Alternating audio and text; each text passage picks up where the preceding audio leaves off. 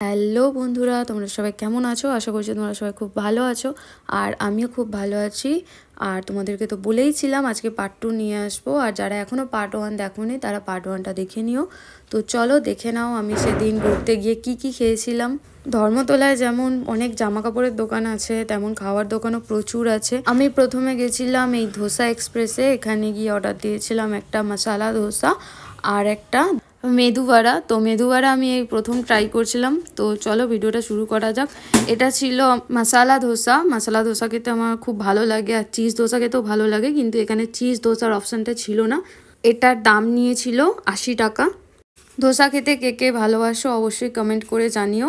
এখানে যে সাম্বারটা ছিল সেখানে আমি শুধু একটু ছোট্ট ঢ্যাঁড়সের টুকরো পেয়েছিলাম, আর কিচ্ছু ছিল না। যাই হোক, ধোসাটা খেতে কেমন ছিল সেটাই বড় ব্যাপার। এবার খেয়ে দেখি এটা খেতে কিরম ছিল।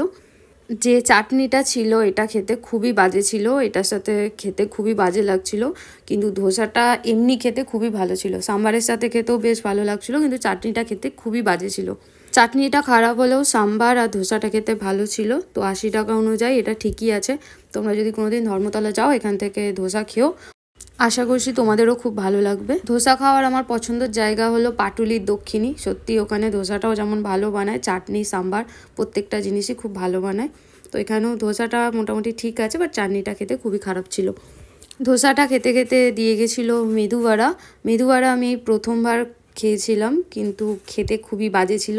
আমি জানি না অন্যান্য জায়গায় ভালো বানায় কিনা, কিন্তু এখানে এটা খেতে খুবই বাজে ছিল, কোনো টেস্ট ছিল না। আর চাটনিটা তো সেমই ছিল, খুব বাজে খেতে ছিল চাটনিটা। সাম্বারটা সেম ছিল, সাম্বারটা তো খেতে ভালোই ছিল, কিন্তু এটা খেতে খুবই বাজে ছিল। এটার দাম নিয়েছিল 40 টাকা। এরপর খুব মোমো খেতে ইচ্ছা করছিল, তাই চলে গেছিলাম ওয়াও মোমোতে। ওখানে অর্ডার দিয়েছিলাম দুটো প্যান ফ্রাইড মোমো, একটা ভেজ বার্গার আর একটা চিকেন বার্গার। এখানের অ্যাম্বিয়েন্সটা ছিল খুবই ভালো, খুব সুন্দর অ্যাম্বিয়েন্স ছিল।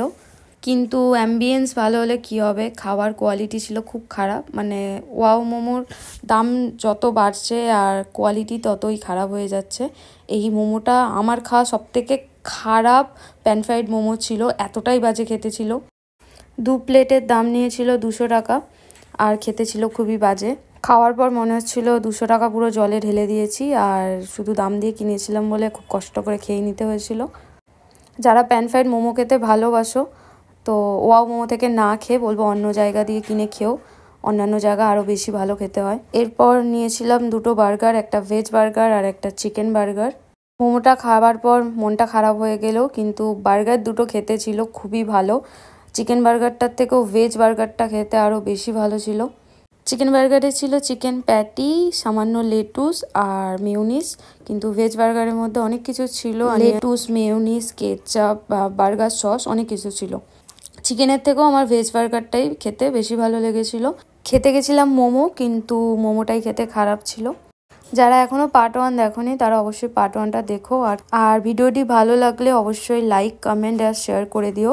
যারা ফেসবুক থেকে বা ইনস্টা থেকে আমার ভিডিওটা দেখছো তারা আমার পেজটি ফলো করে দিও। আর যারা ইউটিউব থেকে দেখছো আমার চ্যানেলটি সাবস্ক্রাইব করে দিও।